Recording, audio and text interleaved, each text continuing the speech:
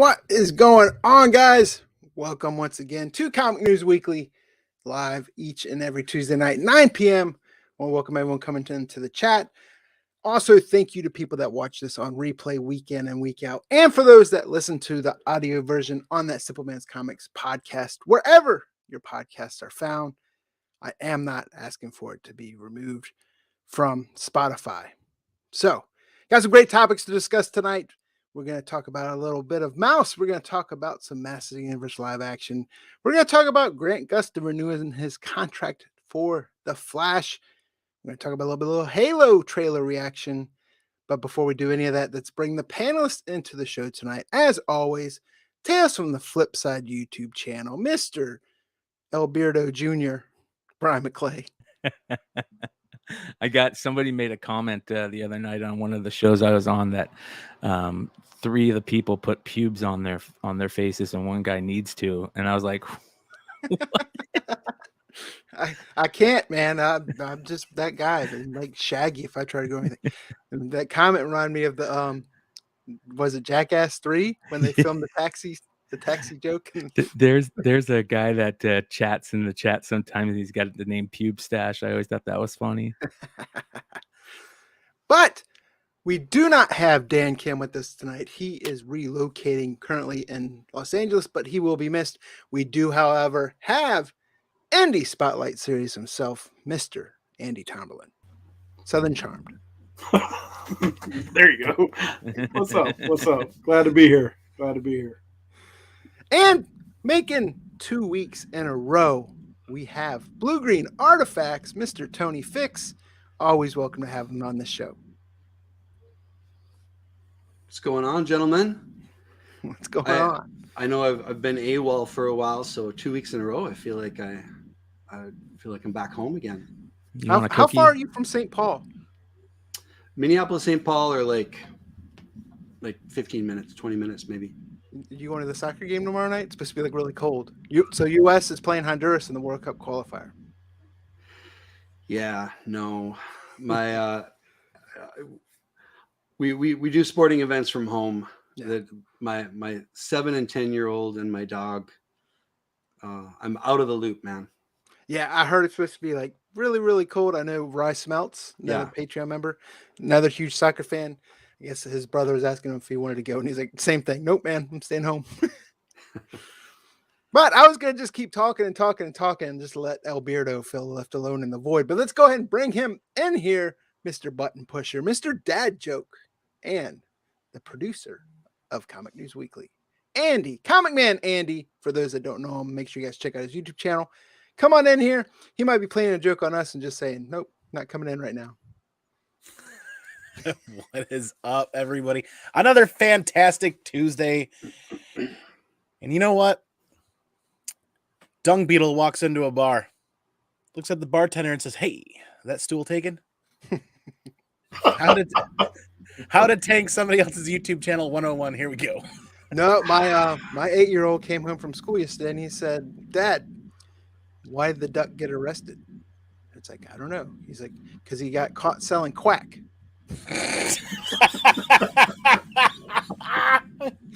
God. You know, I didn't realize this. I feel like kind of a fifth wheel here. Can we get another Tony in the panel, please? I know. We got A2B2. We'll call Dan Tony next time. Yeah. We'll call him D'Antoni. But anyways, yeah, busy weekend. A lot of stuff going on. There's always the news cycle changing day to day. There's stuff that even came out today, but you know, we kind of prepare these topics a little bit beforehand. Usually by Monday morning, we have the topics set. So we're going to go through them right now. One of the big news topics cycling all around right now. One, if you haven't read Mouse in particular, it's one of the classic graphic novels of its time.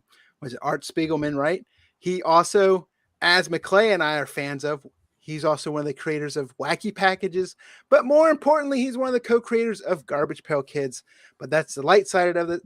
Mouse is one of those graphic novels that it was edge breaking at its time. It's a history lesson in itself. But there is news recently that there was a Tennessee school board that 100% decline this from an 8th grade reading level.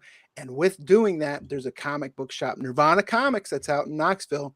When this happened, Nirvana decided to hold a fundraiser with the goal of $20,000 to get this book into the hands of readers that wanted it. And they just blew past that goal. They raised over $77,000. They say you can go to their site, and it's not just for the Tennessee or not for that, just that area. Anyone that wants this, especially kids, you can go to Nirvana Comics and get a copy of this book while they have them. I will put a link to Nirvana Comics in the chat here. I think it's a great thing. I think devil's in the details, right? You automatically hear, oh, Tennessee board denied it. Yes, that's a news cycle. I want to know what's behind that. Did parents get involved? Were the parents getting a vote? School board, whether you know it or not, across the country, school boards are making huge news over what's being in schools, what's not being in schools. But either way, I want to get you guys' thoughts. I think this is a great graphic novel. I think, my opinion, I think it should be on the 8th grade readers list, because I think by that time, 8th grade, aren't you really already doing sex ed? So, and you probably already know the cuss words. So they declined it over nudity and cuss words. But I don't think, given the concept or the context that's used in this graphic novel, I don't think that should be enough to decline it. What are your guys' thoughts? Tony, I know you had a lot to say on this topic. I want to go to you. Yeah. I am not a teacher now, but I was an educator for about 20 years before I flipped professions to general contracting. Nothing like each other really, but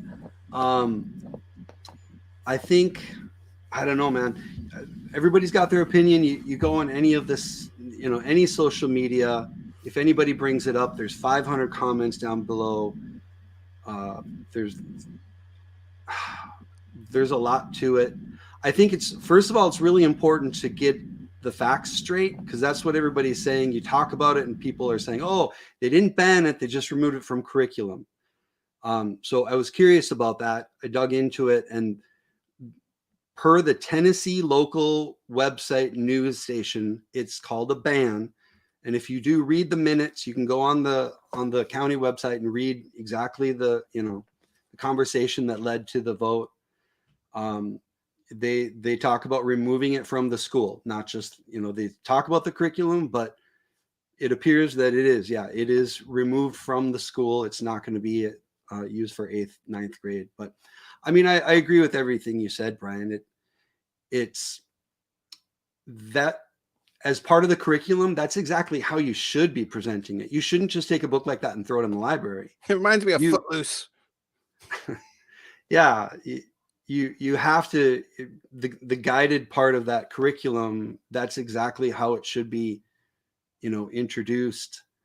And I understand, the need or want of a lot of parents and even some of the educators to, about cuss words, about things that, like, the main opposition, the guy was arguing, okay, so if they read it aloud in the lunchroom, are they going to be in trouble for saying those words?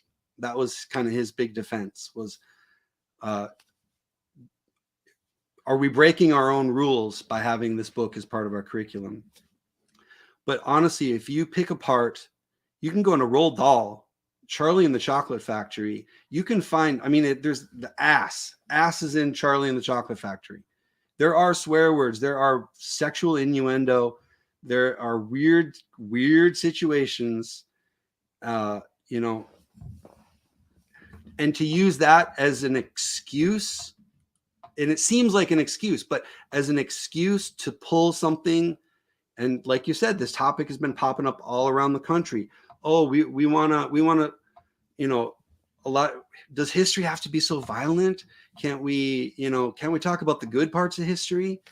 It sure seems like an excuse to pull something that's, unpalatable. So I agree with you. Go out and read it. If you've got kids, read it with them, if they're of middle school age and higher.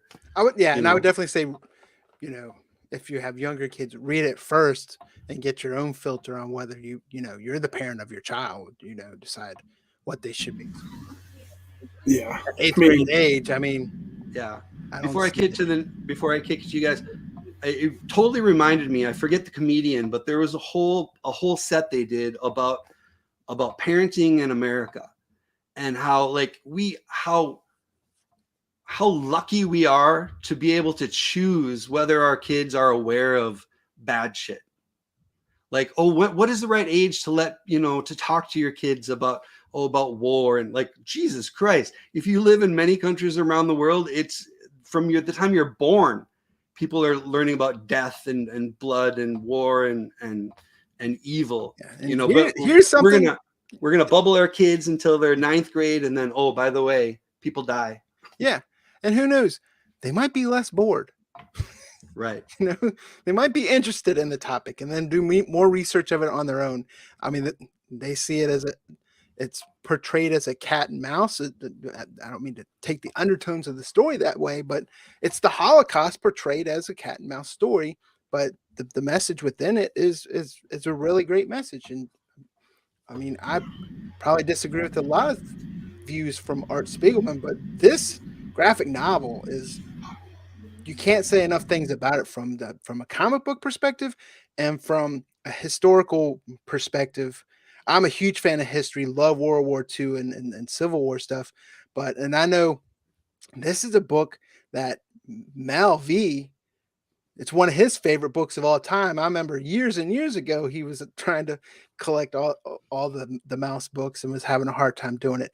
And I'm sorry, I don't want to eat up you guys' time, but this is probably going to be the heavier subject of the show tonight. Is it has topped Amazon's bestseller list ever since this news came out.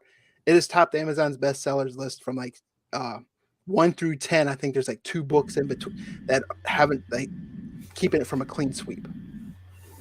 Yeah, I as much as I hate to say it too, I think this is just the tip of the iceberg, to be honest. I literally on ABC News tonight, the national news, they were talking about the school board in Texas now that has banned so many more books, not just this, so many more books. So there was some stat last year up until this time, they had 1 complaint on a certain book in a library. This year to date, they had 75 complaints. So I don't know. I think it's opened up a can of worms that I don't think is going to close anytime soon, and it's pretty shitty, to be honest. And I mean, they had librarians on there that they were like, we can't, we're scared for our jobs now, So right. It's yeah, I think all around it's just a pretty shitty situation. When you go down that road, it's hard to double back, so to speak. McClay, Andy, or Alberto, what do you guys think? All right. So one of the things that I like about what I try to do on the flip side is I try to bring up topics in a roundtable forum that I don't even know a lot about, to try and figure it out. I think conversation is the most important part, right? This is what we're doing right here is so much more important than the regular news cycle and what they're trying to force down our throats, right? Because we're seeing how other people look at it. It's changing our mind. And one of the things that I like to say is my mind can always be changed. Depending on there's no black and white in this world. In my opinion, there's always nuance. There's always gray. And last night when we talked about it, I was kind of angry about it because I saw what Andy saw, where, that school board in Texas. I think one of the books was V for Vendetta, which blows me away because it feels like, we're living that story right now. And that's one of the 5 stories that I feel like we're living. But, I was kind of angry about it. And I went into the thing saying, they banned this book. And then people are like, and rightfully so, the conversations start and somebody goes, well, they didn't really ban it. They took it out of their curriculum. Saying banned is kind of like it's this crazy news cycle. That's what it is. It's people trying to rile people up, this and that. And I'm really glad Tony did the work, that he knows that he can go and look at the school board meetings. You can see the transcripts. Like a lot of us don't know that we can do that stuff. And that's why these conversations are important. So one of the things that I want to say is that I feel like the regular news cycle is dying. people like Joe Rogan and YouTube channels like this are becoming where a lot of people are getting their news cycle from in conversations, right? Rather and talking about it. And that's causing a problem with those news cycles. So they got to be even more crazy than normal, which is very sad. But I also hate to say it, that I think this is a big part of the pussification of America. I think that we're so sheltered. And maybe that is a big problem, like you're saying, Tony, where people, they shelter their kids from the bad things, and then when their kids find out about them, it's like such a shock to the system. And whereas growing up, you learn about those things. That's how you learn about morals and what's right and what's wrong. And history is so important to know and talk about, and how it happened. And now with the internet, we have that more than ever. It's just a really crazy situation. But I think that the most important thing is that the conversations continue about this stuff, and that our minds can change. And here's a perfect example of, okay, maybe it wasn't quote unquote banned, across the whole school board or whatever.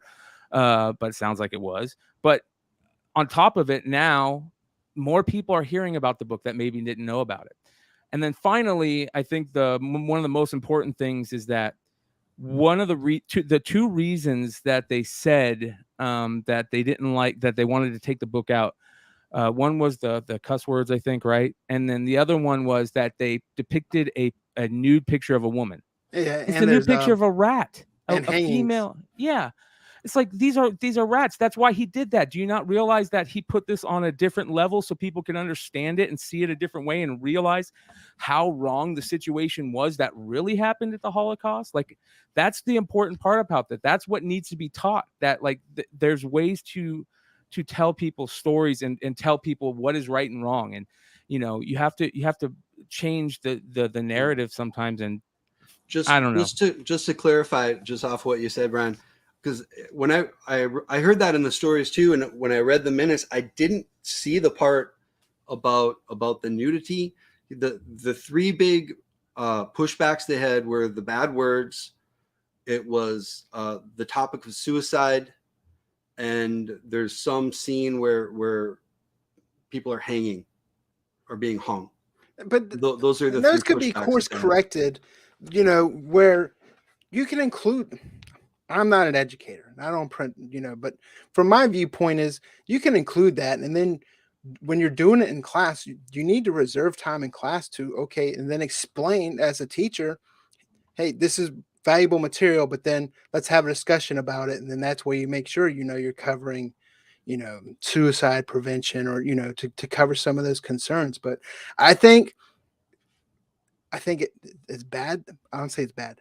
If their decision, I don't agree with it, but I think it had a valuable point afterwards, increasing the sales and bringing more attention to it. And if I'm a school kid at that age group, I find more value in the buzz and reading it. I'm more excited to read it than anything you tried to get me to read while I was in school. I was like, F you, this is stupid. Iliad, Odyssey, retarded. But you go back and read that stuff now, and Homer's freaking awesome. Long as shit, but awesome. But who knows? And I think you're going to see, to your point, you're going to see more and more of this. Don't want to get too political, but kids have been homeschooled. And within that homeschooled, over those past years, parents were in the next room working right next to them, and they started hearing more stuff. So they started getting more involved in the school curriculum and speaking out. I'm not saying that happened in this case, because I didn't see where parents were involved. It looked like a school board decision, but I think you're going to see more and more topics like this come up. Well, one last point real quick, Andy, I apologize, but one last point I want to make is, if we think that our kids, this is the worst thing our kids are going to find out about, and that what they don't already know about, we're idiots. Our kids are already on YouTube. Our kids are already coming out the box with a iPad in their hands. They know how to use them faster than anything. They're watching YouTube stuff that is 1,000 times worse than what these people are complaining mouses about. And if they don't realize that, there's another, just the complete stupidity and ignorance of parents. Maybe there is a problem with, us not being in our kids' lives. We're spending too much time away from them, when we don't realize that your kids are finding out way more than even you found out about at the time you were their age. You know what I mean? Like, we know what we found out about, when I was in 8th grade and 7th grade, I was already, using drugs. I Finger was, banging. yeah, I'm full talking on about tap gun. sexual, loss of virginity.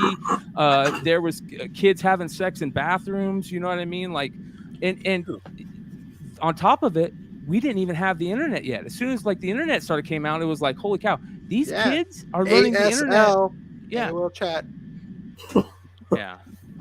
So, and the thing is, if you say them like that, bad words, whatever, you just go, oh, bad. But they're used in the historical context of that time for that graphic novel. It wasn't gratuitous. It was to prove the point and strike the point of what happened during that. So great topic. And if you guys haven't read Mouse, I'd highly suggest you do so. And if it's something that, if you have kids and want to get them to read, that's definitely up to you. I do hope Nirvana Comics reserves one copy of that book, and that is for a Miss Karen Johnson. I think she definitely needs to get this book. You guys might know her as Whoopi Goldberg, but she's definitely had some stuff to say about the Holocaust the past few days. And to change her name to Goldberg and say the shit that she says, well, I just hope she gets a copy of the book. Well, you know what hasn't come up yet that I'm kind of surprised nobody's really kind of alluded to at all? Bad time for a dad joke, Andy. I'm kidding. No. I mean, in all seriousness, though, I'm going to pose a phrase to make everybody think for a moment. Judging a book by its cover.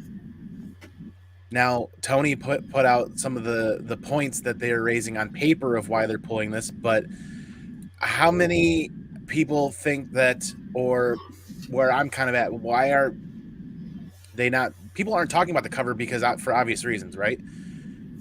So how much of this is maybe potentially cover driven, right? How many parents are actually going out there reading this book and looking at the content and actually absorbing it and then getting angry about it? All too often, everybody in this country judges a book by its cover. How did this probably start? This topic probably started by looking at the cover and somebody being upset with that cover. It's in a historical context, right? So it's not an image that people enjoy, but it's an image of history that we cannot forget. It's one of those things, that phrase, judging a book by its cover. How much the more I think about this, the more I get a little bit angry that somebody's judging a book by its cover and then started digging and then, okay, now I've got something I can work with. And there's way worse things. Like you guys have put that point out there. There's way worse things that people kids in 8th grade, many humans, 12, 13 years old, are getting into on TikTok, online, on everywhere else, on video games, with their friends down at the corner gas station or down at the park by the river, or, there's way worse things than this novel. And this novel in the historical context can actually grow somebody's development. It teaches them something. I can't remember, but they probably use just as bad language in Where the Red Fern Grows. Do you remember, and maybe I know I'm the oldest one here, but maybe some of you are close enough.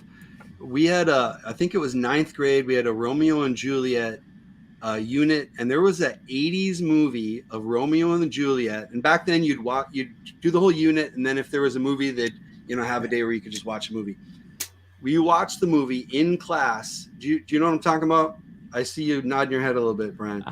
So the one There's you're talking about, full frontal nudity in school. We had a kid that had one of those watches that was a remote, and it was on VCR, and we had a sub that day, and he would pause it every time the titties would show up. And with the remote watch? Yeah, with the remote watch. And she was like, "What's going on here?" And then she would fast forward, he'd rewind it, pause it when the titties show up. And she'd be like, "What is going on here? I can't figure this out." It was ridiculous. But that's the other thing. Like, I remember the first book that I really read that made me go, holy shit, life is different, and this is going to sound really, what's the word? Like everybody says the same book, but it was the truth. And that was reading Catcher in the Rye. Well, the first time I read The Catcher in the Rye was 8th grade. Yeah. A teacher handed it to me. It was like, this is the book that you need to read and write a report on. And it was one of the game changers in my life. You know what I mean? And that book, is 10 times worse than Mouse. And they're probably reading books I won't say just as bad, but equal to Mouse. They're probably reading Anne Frank and some other similar books that I don't. Yeah, it is what. I mean, I disagree with it, and I'm glad to see the books are selling. I'm glad for Art Spiegelman.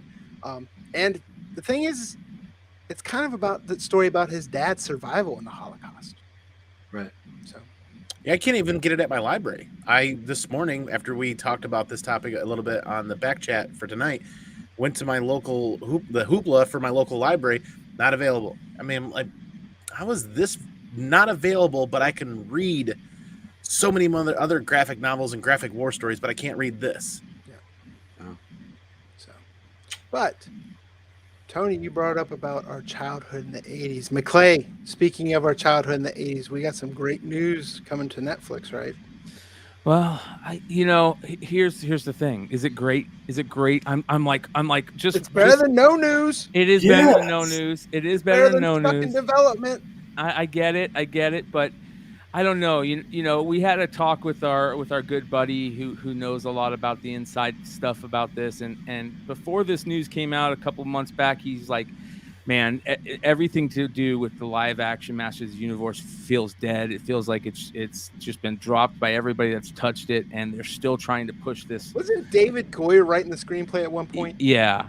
And here's the other problem, like, even the web page that we're looking at, you know, one of the web pages that, you know, we reference, they keep showing the kid who you're showing right now next to the picture of Dolph Lundgren in the 87 movie, and we're just like, some of us are like, we don't want that. No, I mean, that was cool as we were kids, but it really wasn't, and we don't really want that. Everyone hated that.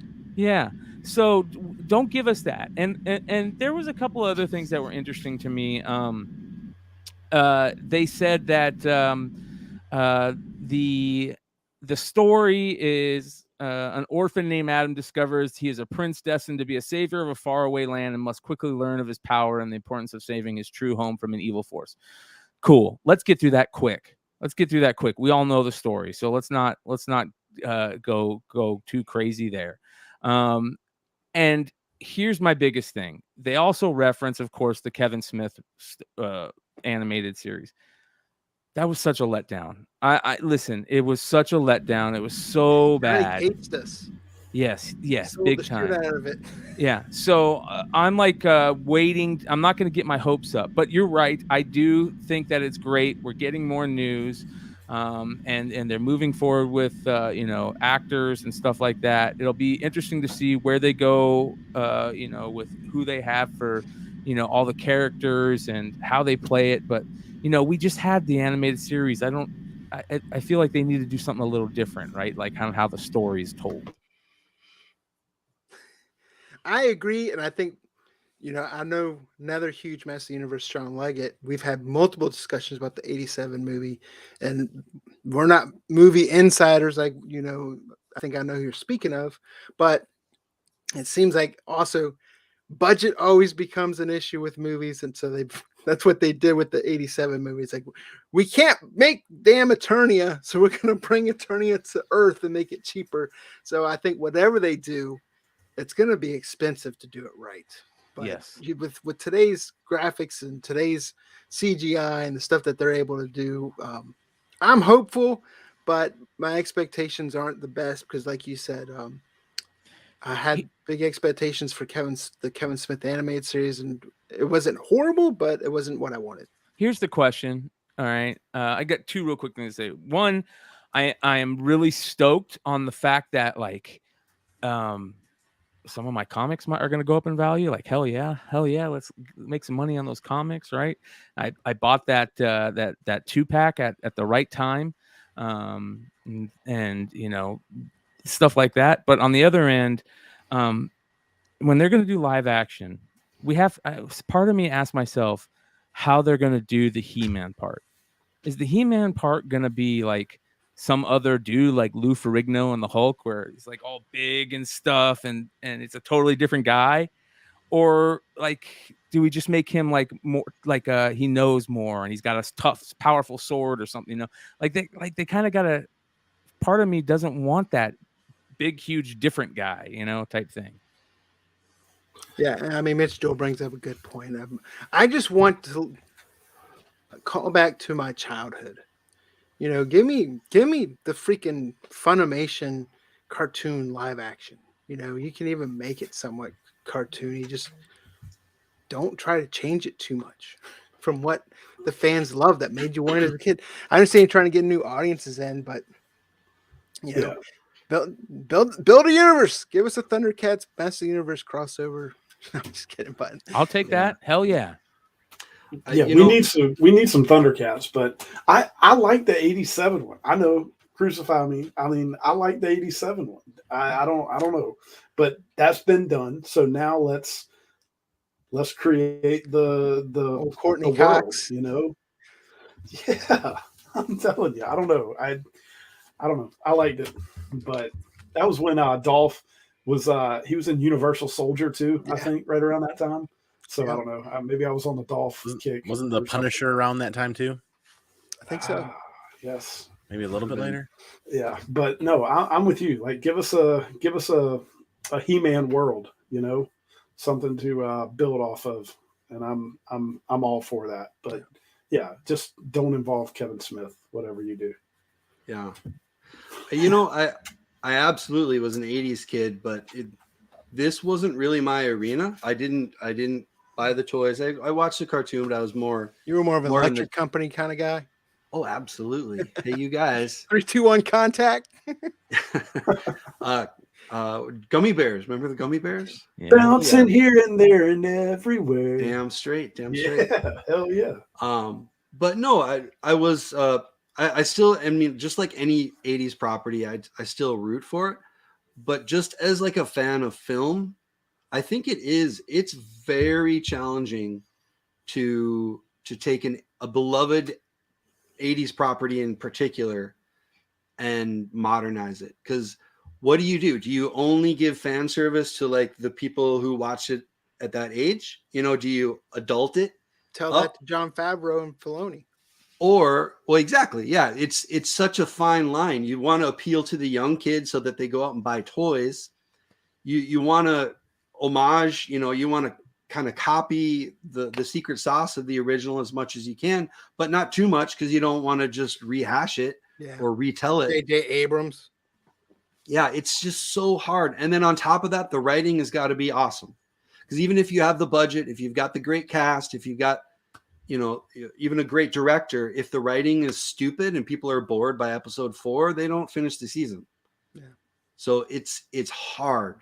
It's not easy. Whoever they pick as the showrunner, I think that's the first kind of good hint as far as what, you know, if it's going to have some success or not. Yeah. Speaking of hard, not I said that wrong. Not easy, maybe long in the tooth. CW. I see a lot of people are calling for just kill the CW, but there is some news, right, Andy Alberto? Oh, there's just a little bit of news. It'll be over in a flash, though, because the Flash, Grant Gustin nears new deal, paving way for season 9 renewal at CW. The CW's flagship DC series, The Flash, is headed to a 9th season, although shortened, as we discussed. Star Grant Gustin is finalizing a new contract to return as the title character on the hit show from Bertolini Productions and Warner Brothers Television. Sources says, here the pact Gustin has agreed to is for 1 year. A multi-year offer was on the table, though. According to sources, the new contract comes with a sizable raise for the actor, whose salary is believed to be north of $200,000 an episode. Wow. I also hear Gustin has capped his involvement at 15 episodes next season. That's kind of interesting. And in fact, we actually, before the show started, we all kind of like, why 15? Brian, I mean, you had a really good point. Yeah, it's like, is he going to be replaced, or are they making the season shorter and it's kind of going to end its run? Because what is it? 9 seasons. I forget how many. I think that's one more than Arrow. I know I heard something like they're trying to possibly doing one more season than Arrow, but I full disclosure, I haven't watched probably the last season or 2 of Flash. They just kind of got away from me. It took off too quickly, I guess. But I do like Grant Gustin as Flash. I love him way better than, was it Ezra Miller? I call Ezra like he's like the quirky Flash, the stupid run and everything is. But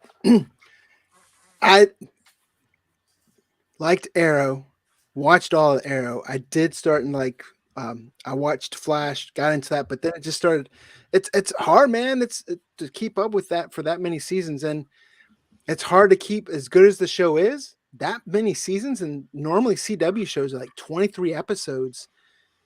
That's a lot of freaking content to keep coming and keep bringing your A game with. And I know there's a lot of catalog of content within the comics, and they did a lot of great stuff. They even introduced Godspeed into live action. It just doesn't carry the same weight that a lot of things do within the comic speculation world. But when the show first came out, people were going out buying up comics and all types of, speculating on characters. But TV is not the same outside of like Disney Plus, I guess, and a few other Amazon streaming services. I will catch up at some point, and I do think The Flash was a good show. But for me personally, I think it's time for it to run off into the sunset. Yeah, it doesn't move the needle because it looks like it was shot on one of those RCA shoulder cameras and it was a high school project, So I don't know, man. Like 9 seasons, I've watched maybe a half of an episode. That's just me. I couldn't get through it. Now, that being said, I have heard good things about Superman and Lois. Yeah. And I've also heard good things about the first 2 episodes of Naomi. So I don't know. Maybe it's getting better, but it's like every other show, right? Legends of Tomorrow, I was not a fan of. Yeah. So hopefully the stuff gets better. I think eventually they're going to have to I don't say get rid of the CW because they're probably going to want that audience, but it seems like they're going to concentrate more of their, I don't want to say A+ content, but HBO Max, I think, is going to get the love when it comes to some of that content. Yeah. I mean, it's just something about the quality. I don't know. I've said it before. I fully admit I am not the key demographic for the CW. Back in my Dawson Leary and Felicity days, I was. I don't want to wait. Now I did watch some Dawson's Creek back in the day. I will say that. But old Pacey. Tony, I think he DVRs it all. Yeah, no. I'm not gonna rag on it because it's got its crowd. An episode of Property Brothers for this. Damn straight. Yeah, but no, it's not. CW shows is just not my cup of tea either. I kind of compare it to. I mean, it's it's very lighthearted, just the way it's filmed, the way it's written. It's almost like harkening back to like the Xena. It's teenage drama. Oh, Xena. You know what I'm talking about? Yeah, I forgot about Xena. Back when the old Kevin Sorbo days, right? Like they don't take themselves very seriously. The effects aren't that great. It's the stuff you watch on a Sunday afternoon while you're bagging and boarding books, and it's got reruns on. It's background noise, elevator music. Yeah, but like you were saying, like the Titans show, I think it's like night and day. They're both good in their own way, but Titans is more of my speed. They just had some key castings for Titans season 4. Maybe we'll talk about it another time. Really? Wait, who got cast? Now you put me on the spot because I said talk about another time so I could remember. Yeah. No, you're right. Like that is the show to me. Titans is the show. I think that is the one that everybody is still missing out on.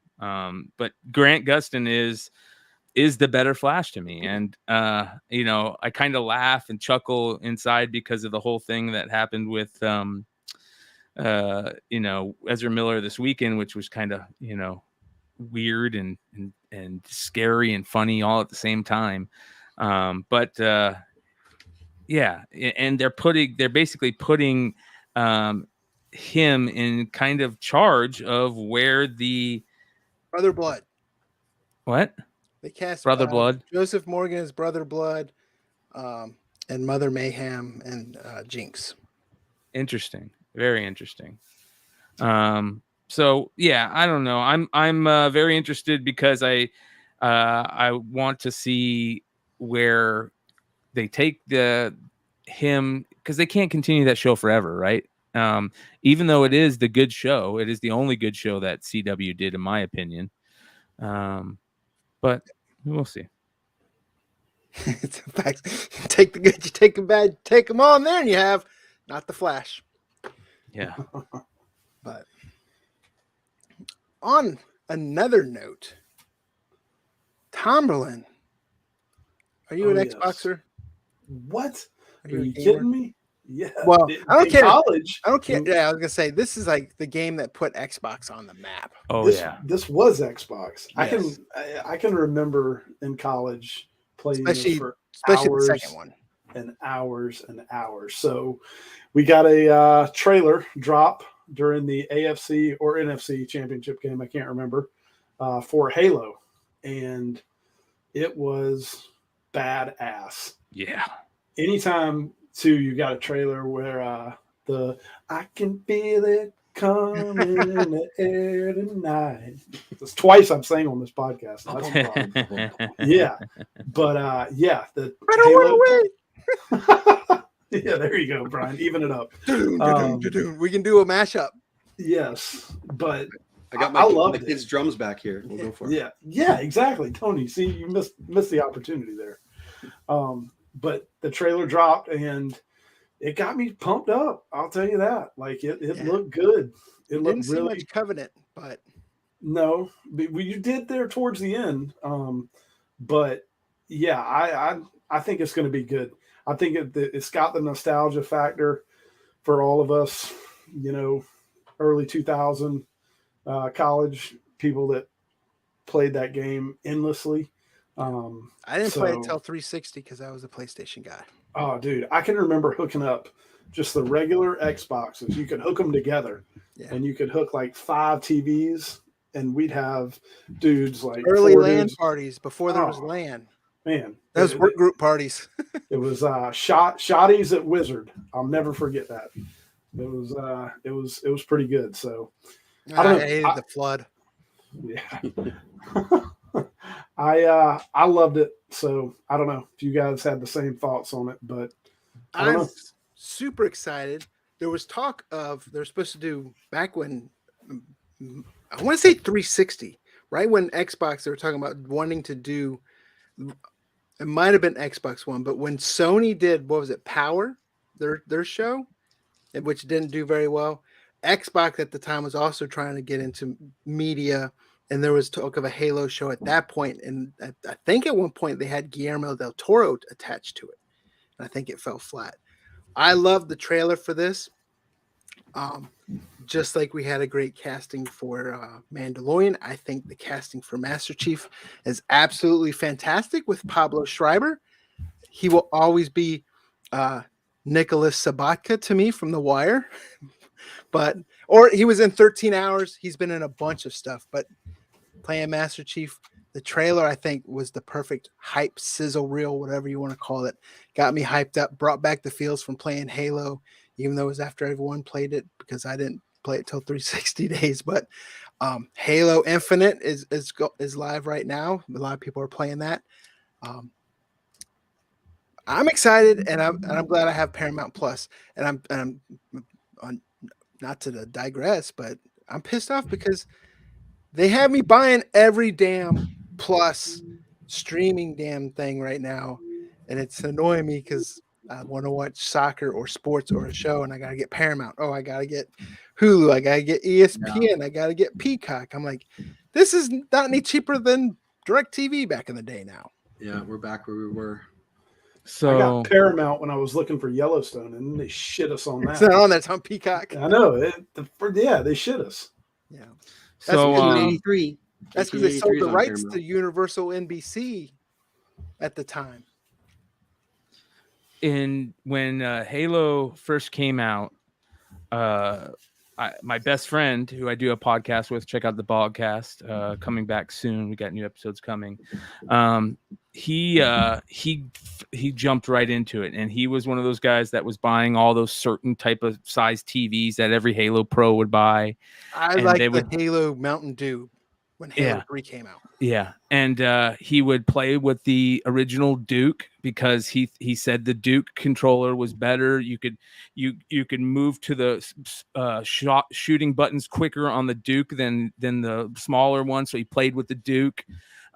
He was one of the original MLG pros. He traveled to all the first MLG events and played at them. Shout out, if you guys remember, Final Boss, the Ogres, Walshy, Legends.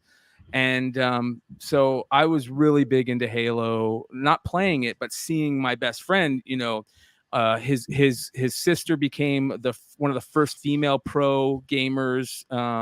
They did a MTV documentary about her team. Like, it was crazy. And then the next thing you know, they're playing Halo on USA, and Gilbert Arenas is hanging out with the Ogre Twins and Walshy and sponsoring them, and it was amazing. And then there was like these pros that you started learning about, like from these different teams, Straight Rippin' and Karma and all these just amazing Halo pros from back in the day. Well, the cool thing is that now you're starting to see them come out of the woodwork again, right? Because not only is the new Halo just like amazing, my friend Keith, he said he feels like he's 20 again, and he's just hanging out playing V drums all day and playing Halo. You know what I mean? It's like he's a kid again. And then the trailer comes out, and the trailer looks amazing. So it's very nostalgic for a lot of us. And not only that, Halo, if there was no Halo, there wouldn't be Twitch. There wouldn't be Phase Gaming or Optic Gaming or all these things. None Major of it League would have Gaming, happened. all those Yeah. esports. All those esports.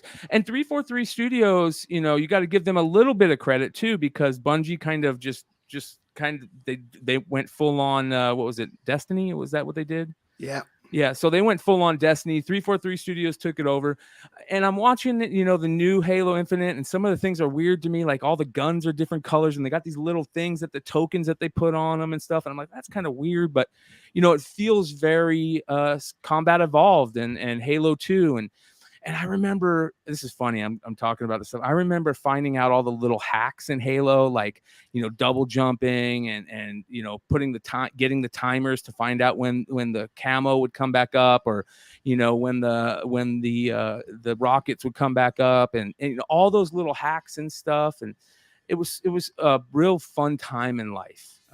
So I think that's a big part of it. And I loved hearing Andy talk about it to begin with, because that's exactly where it's taken me back, is that time period of LANs and, having 20 people. Me and Keith was first of my friends to get a house. And I remember I rented a room there when he first got it, and he would have these kids come over, and there would be like 20 kids in the house. And, here's a funny story.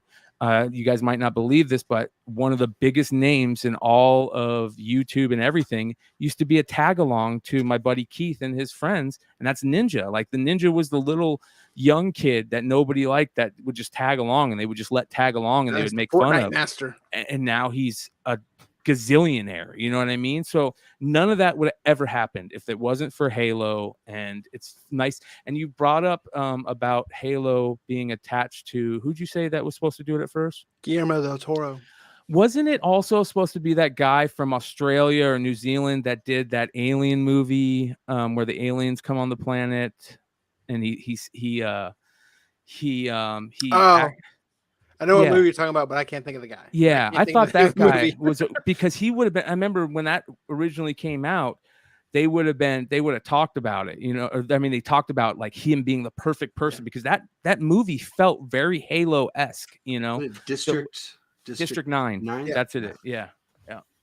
So, yeah, man, it's very cool. And again, there's nostalgia, that sweet whiff of nostalgia, man. It's just like, so it's fun, man. I love it. That's a roach. You smell. Yeah. Yeah, I agree with you guys that the trailer looks awesome. Clearly they got a budget behind it. It looks like the casting is solid from what we can see. I don't know. I kind of sound like a broken record, but I'm really happy when all these things get made, whether it's comic books or video games. I remember the time when that stuff just never happened. I mean, once every 4 years, you'd get some movie from your culture, your pop culture. But Recently, I don't know. I feel like we've been burned a lot, and I again sound like a broken record. It really depends on the writing. With the best special effects in the world, if it's a shitty story, it ain't gonna matter. People are gonna, piss on it, and so I hope not. But I've seen some big sci-fi stuff come through streaming, even the biggest platforms in streaming, and not find an audience at all. So Yeah. Hopefully that happens here, though.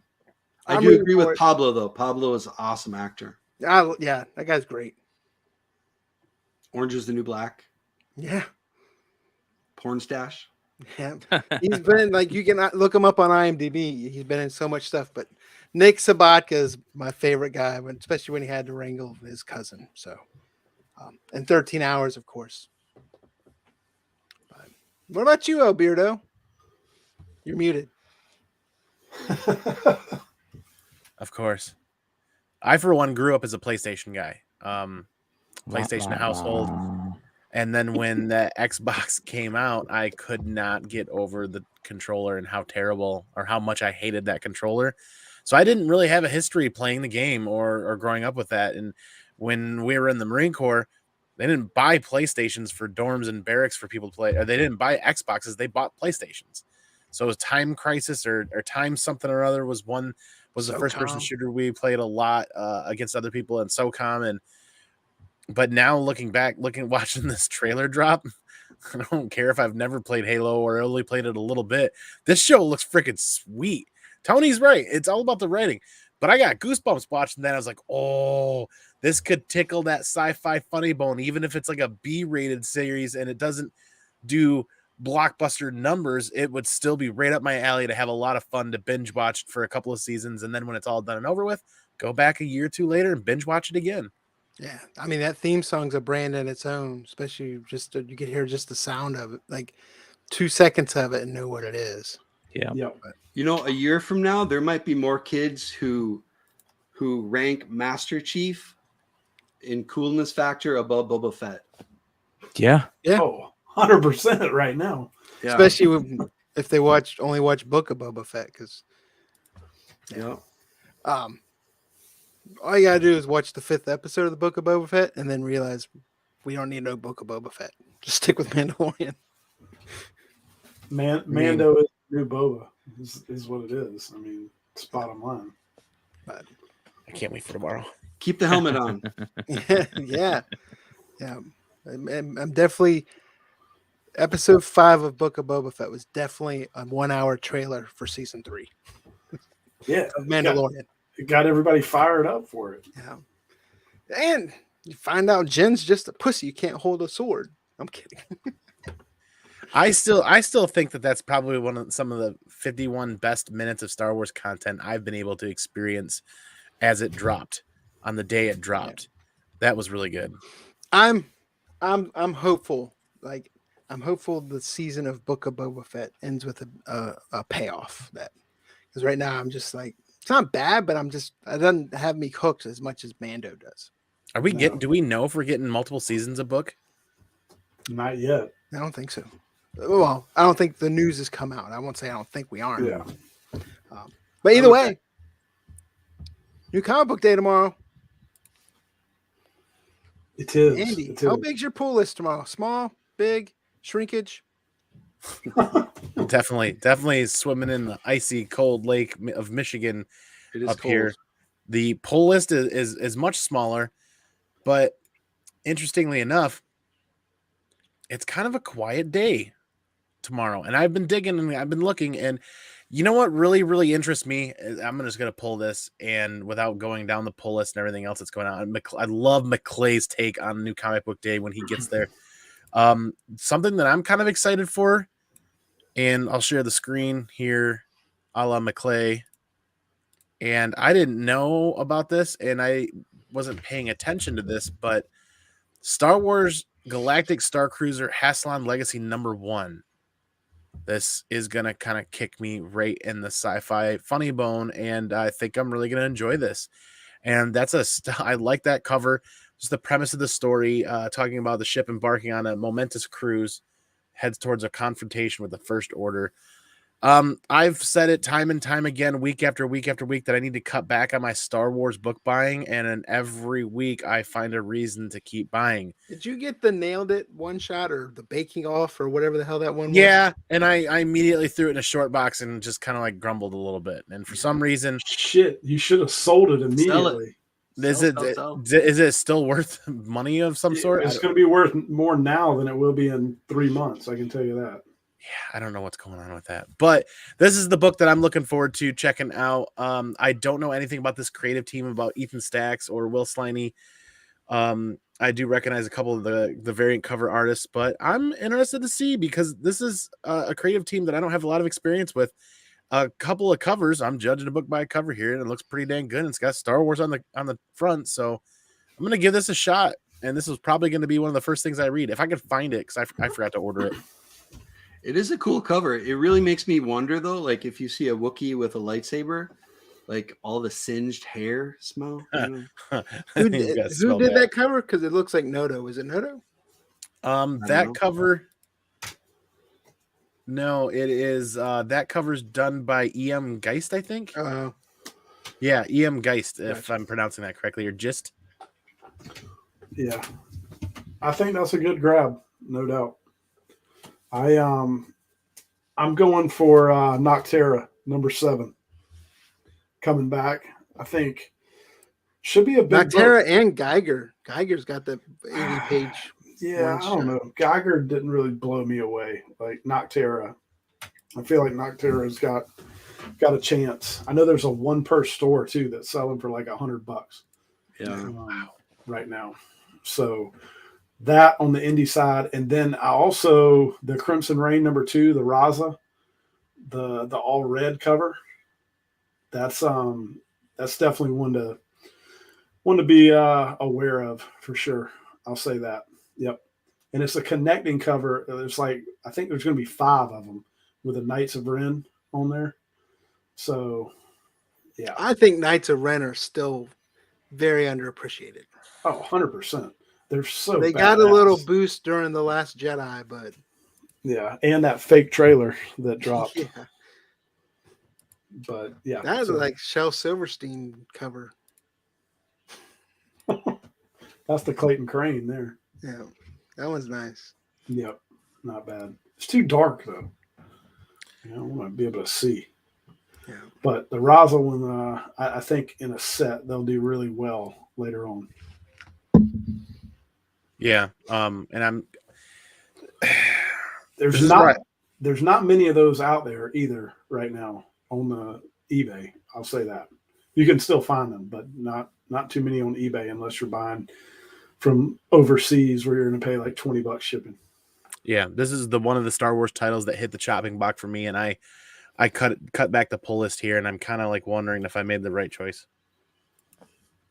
We're kind of at that time in Marvel Star Wars, kind of like when Dark Horse was in its heyday. There's, when the first couple titles, the first few issues for Marvel Star Wars were just hugely ordered, but there's enough of it out there now. Like, you can't pay attention to everything. I think the print runs aren't that high on every single title. There's definitely some stuff that's going to fly under the radar. Yeah. What are you getting tomorrow, Tony? Anything? I was we've been talking about Black Panther and Tosin and all that stuff. It's been stealing all the headlines for last week or so. But there is a issue number 1 that's coming out this week for DC of all things. Monkey Prince, which I don't know. Like I feel like it's interesting. And if you look back, the first appearance of Monkey Prince was in DC Festival of Heroes, basically like Marvel Voices, but yeah, when that long ago, right? Yeah, and that first appearance, that design variant, is selling for close to $100 right now.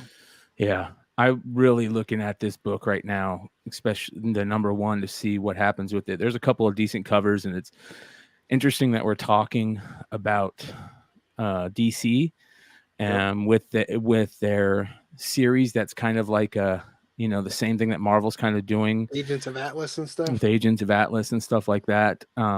So, but again, that whole Tosin thing popped off, and this is a new character that people can jump on in DC. That's very similar in ways, Yeah, I really want DC to have a shot in the arm. I'm definitely a Marvel guy, but I definitely root for the new stuff that DC can try. I want them to have a hit. I still wait. I think that pendulum's going to shift, and there's going to be a whole backstock of these books that people aren't picking up from DC right now that people start go chasing. Right. Yeah. I think it's the way a character looks is very important. Like their design, their costume. I love the way his mask looks. I love the brightness of his costume, and I think that really says a lot for new collectors and new readers. I think because it's getting younger, and that's what a lot of the younger cats I think are into, those bright colors and those cool costumes and that type of stuff. So I'm very interested to see where this goes. What are you picking up tomorrow, McClay? Did you guys talk about this at all? I talked about it on FOC, but we didn't talk about it here. Oh, listen, this artist is one of the best. This is the artist. It has an Adam Hughes feel to it. Yeah, this is the artist that did it's like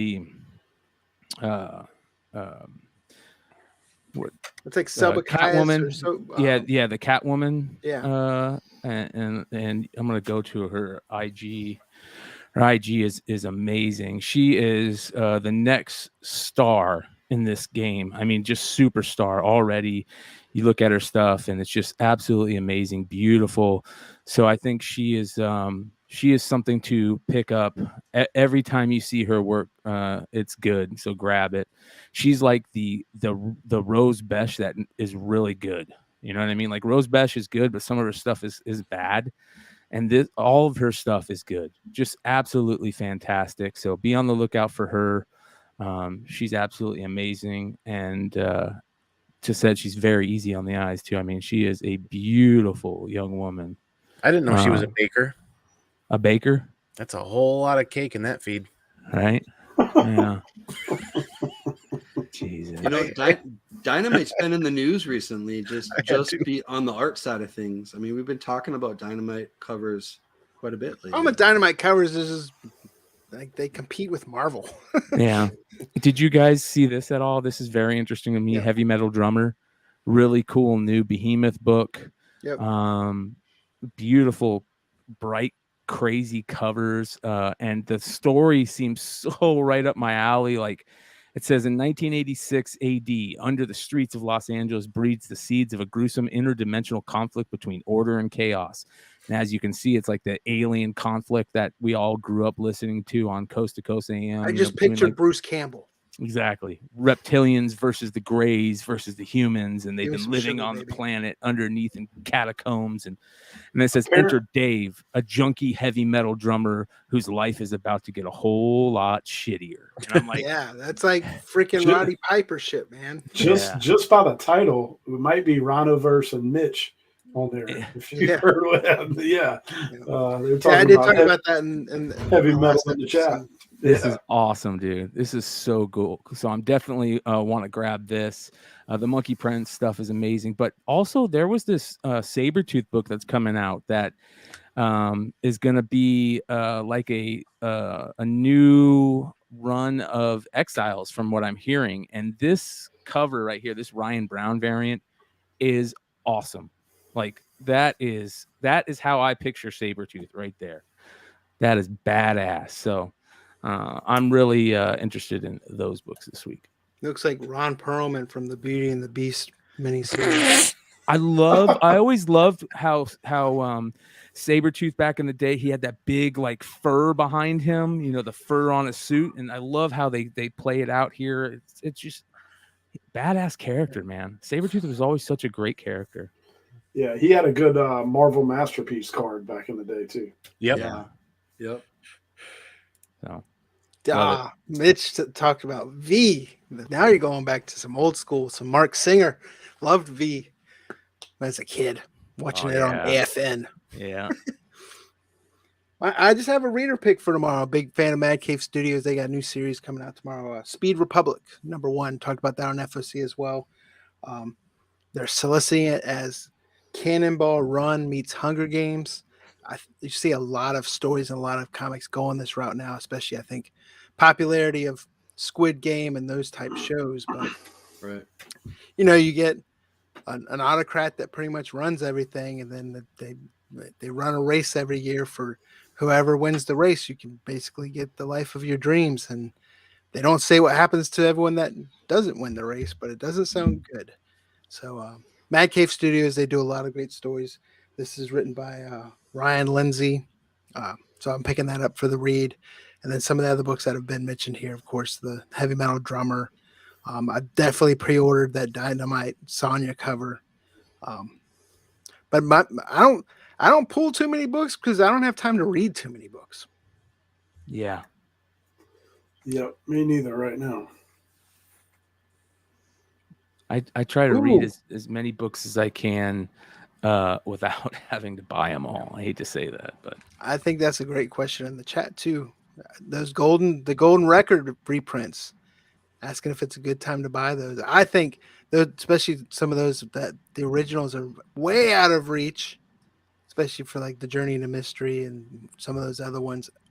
I always think those golden record reprints are great buys if you can get them at an affordable price that you think is affordable to you. yeah. Any of those old reprints are great to buy.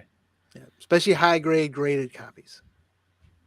Yeah, I even think some of those are getting to the point where I'm kind of like, "Ugh."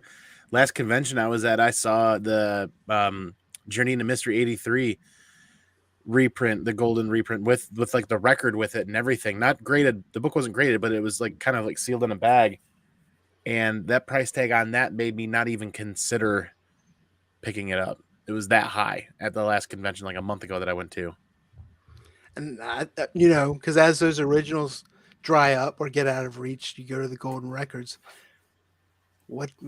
Who knows? I mean, some you see take up in price already, but what about facsimile editions at some point? Thank you. Yeah. Yeah, I don't know. I think the golden record one is definitely the way to go. I know that's apples and oranges when you're talking facsimile golden record. Don't get me confused, but I know that. think that some of those facsimiles is worth But- getting those cheap when they come out, like the Yeah. subscription, $39, $49, 9.8 graded. Yeah, I picked a great to couple of those flip. up. They're great to flip. Yeah. Yeah. Well, as Like time every- goes by, though, there were reprints in the 70s and 80s that at the time were just, long box fodder, but now in high grade, those are really valuable. Yep. Yep. Yep. I mean, look at every generation that comes into the comic book collecting community as the generations progress, and there's going to be more new Thor fans and more new, many other fans out there. So I think that the fact If you get one and you sell it, disclose that it's facsimile and Yes. sell it in their listing. yeah, Don't be I bitch. I know that the golden reprint for Journey into Mystery, like a 9.6 goes for like $1,500. Yeah. Last time I looked. So I mean that's we talked chump about change. this. We talked about this years ago in the Hot Cold show. Yep. We talked about when people can't afford the first appearance anymore, they move on to the first solo title. When they can't afford the first solo Second title, their prints. second prints, second appearances, and then eventually it's just a trickle down effect to facsimiles. Yeah. I bought multiple copies of Ultimate Fallout 4 facsimile to sit on, to hold for long term, because I think that where Ultimate Fallout 4 is going, those facsimiles at cover price, grabbing those books is cheap I as even they took can. it a step further and took my copy and just Xeroxed each page of the comic and put it away. You would. It's a Xeroxamy. You would. Yeah. You would. Yeah. Back in the day, I had my mom take a Thrasher magazine to work for and Xerox the whole copy because I borrowed it from my friend. I look back at it now and like, my mom must have hated me because she knows shit Xerox every page of Thrasher magazine. No, she loved you because she did it. Loved you. Yes. Yeah. No, but the facsimile thing, that is a good. I'm on a couple of those, like the giant size X-Men facsimile. I think that raw goes for like $20 or $30 now. Last time I checked, so some of those aren't bad plays either. Yeah. Well, that's just going to leave us with one more thing. All right, let's go around. What do you guys got before we get out of here? McClay, what do you got for us? Just my one more thing is to check me out on IG at Brian McClay. Also follow Tales from the Flip Side on YouTube. Give us a sub if you haven't already. We're having a lot of fun over there lately. Talk about your card show. Yeah, we have a card show every Wednesday that we started, which I'm absolutely having so much fun with right now. Tomorrow night we'll be going through another couple of these monster boxes that I'm going through. I found a collection and I'm going through it like a little kid in a candy store and pulling out all the cool cards, and I'm going to be making mystery packs to sell out of all the cards, the cool cards in this collection. And I'm kind of like going through these monster boxes for the first time live on the show. And then of course we have we go through like all the hot cards of the week, and kind of show what it's like getting into the card world as somebody who's not necessarily a up-to-date card expert. We're comic guys. A lot of us are comic guys that are getting back into the card thing because of nostalgia, and it's fun. So that's every Wednesday over on Flipside. It's a lot of fun. Tomorrow we're gonna have, of course, be going through a couple more new monster boxes, and the stuff I'm like. Don't get me wrong. You think I'm going through like silly stuff coming out of these monster boxes, but it's not. It's absolutely amazing stuff. For example, last Wednesday I pulled this out. This is a Larry Bird rookie card from the 1980 top set. And it's cut actually pretty damn well too. Yeah, it's very, very nice. It's not the one that everybody wants, which is the Bird Magic Julius Erving card, but it is a Larry Bird rookie card. So that was really cool. Another card that I pulled out of this collection, I pulled a really nice Ken Griffey Jr. Upper Deck rookie. Ooh. I pulled a Giannis the Greek Freak Prism rookie. Just crazy stuff like you would never expect coming out of this collection, and it's a hell of a lot of fun. And we'll be going through a couple more monster boxes tomorrow night, plus opening up a lot of personal packs. The other week I opened up I think what year is this? This is 2013. In this collection there was some wax boxes, and I opened up a 2013 Topps Heritage box blaster from Kmart or Walmart, and it comes with one blue parallel per box, and you can watch it. I pulled it live on YouTube, and I pulled the Trout Gold Cup second year card of the blue, which is absolutely amazing. You need to go back to your youth and put that Griffey rookie in like the big wide screw case. Yeah. Smush it. Yeah. I love when people pull their old cards out of those big wide screw cases now and they're like stuck and they're like, oh my God. So it's really been a lot of fun. So make sure to come check it out. Tales from the Flipside. Sweet. Link is in the description of this video if you guys need to link to the Tales from Flipside. Link to everyone's content is in the description. Andy, what do you got? Hey, my one more thing for tonight is I'm going to drop a link in the chat for an organization that deserves to be talked about more within many communities, but that is Mission 22. And here's the link coming up now. Mission 22 is combating veteran suicide every day and mental health awareness, and they bring a lot of great services to the veteran community, but also a mental health awareness is something we can continue to talk about on a regular basis. So that's my one more thing. Check out Mission 22. There's the link in the chat. Click on that. Help share that message. Sweet. Yo, so check me out on Whatnot. I'm about to buy a new house, so about to start unloading a massive amount of comics. So yeah, residual checks for Southern Charm started hitting. Yeah, I may need to go make a few guest appearances on Southern Charm as well, considering what the housing market is doing here in Mount Pleasant, South Carolina. So yeah, you never know. But also check me out on Instagram at Indie Spotlight Series, and that's about it. Tony, what do you got for us? One more thing. I gotta pick one. I'm not going to pick my 2 whatnot sales next week. I'm not going to talk about that. I'm not going to talk about subscribing to my Pickups with Blue Green Artifacts YouTube channel that I'm trying to bring back from the dead. I won't pick that. But no, Aaron Yee and Solo Wookie, who was in chat tonight, and a few other. I don't want to say if they're not going to be able to make it if they haven't confirmed, but we are going to have a show. We're aiming at this coming Sunday evening on Tales from the Flip Side. We are going to do a deep dive into Revan, and mainly the Revan characters around Revan. We talk about Revan quite a bit, but like we've seen now with Dr. Aphra, you can get that core character, but there's got to be a world around them. So who are those characters? Where are those books? What's coming? So it should be fun. Did you order any of those Hasbro Revan lightsabers? Yeah. Ask me how many. How many? I got 4 of them. Wow. Yeah. You want one? I was just curious. They've come out, right? I mean, they've released them. They've come out. Yeah, it was the Hasbro Pulse FX Black Label. Yeah, they were nice. They're like sold out on the $40. website now. You can still get them on Amazon. They're about $350 a piece now. Yeah. Wow, what were they when they came out? 200. Yeah, it was like 200, right? Yeah. They're nice. It's one of those times where like, ooh, They're really nice. And They're gonna sit on top of a bookshelf for however long it takes. Yeah, just don't hold on too long, like my Lucille bat from Walking Dead. Yeah.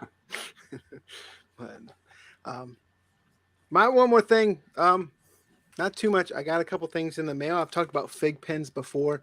I know Tomlin, I think you ordered this one too, but this was a Mandalorian. If I can get the the glare off of it, Tilt it forward. 1500. This one's actually still available on their site, surprisingly, but it's not one of their best ones. Like Grogu one sold out in like 5 minutes. And then talking about sports cards, if you're gonna get a Jordan rookie, which one are you gonna get, McClay? Star 84. Okay, maybe the second one. The one that's really 87 popular. Flair. Yeah, right. So dun dun dun dun dun dun. Are you kidding me? No, but I did get a Jughead comic that looks like it. Just so happens there's 23 people watching live right now. Yeah. So Nice. yeah, I got this because of that, just because of the Michael Jordan. The collection's bought a fueled couple on too. nostalgia. So this was on Stadium Comics. Picked that up. I think they still have some available on there. I want to say it was like, they're not even that expensive. It's like $14. I wanted. Yeah, you sent me that a link to that one, and I had to buy a couple of those. I've I don't been think I buying have a lot shown of it their Archie homage, like the Ultimate Yes. Fallout 4s and stuff like that. But that's it. That's our show for tonight. Appreciate everyone tuning in. I know that first topic, talking about mouse, was a little heavy, but I think it needed to be talked about. I think we had great conversation, not only from the panel, but conversation going on in the chat. So I thank everyone in the chat for that. Thank you guys for tuning in every week. We will be back again next week as usual. Again, it's available on replay and, of course, the audio podcast version. Just search for Simple Man's Comics wherever your podcasts are found. And yes, we're not pulling it from Spotify. That being said, it's Brown Simple Man's Comics. We'll see you guys in the next video. Peace. Look, they talking like they don't know a king when they see one. See him in person, he take it back like a refund. Ballin' with my brothers, all my playing D1. Daily checking chicken, he gon' spin it watching reruns. Say they real, but they